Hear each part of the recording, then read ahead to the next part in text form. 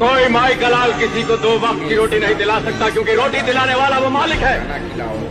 Video viral भी है उस बारे में, जैसा श्री राम कहोगे तो खाना मिलेगा, उस बारे में आपका क्या कहना है? केसीआर का नारा लगाएंगे तो खाना देंगे। यहाँ हम किसी को, ये देखिए यहाँ 200-300 लोगों की लाइन लगी है, हम किसी को नहीं पूछ रहे हैं कि आप जो है ना वो अल्लाह अकबर बोलिए तो हम खाना देंगे।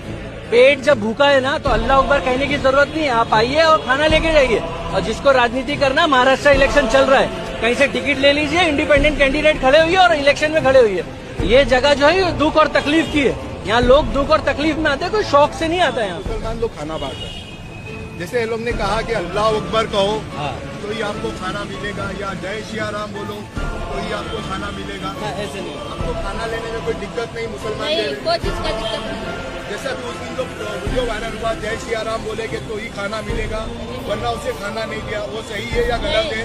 गलत।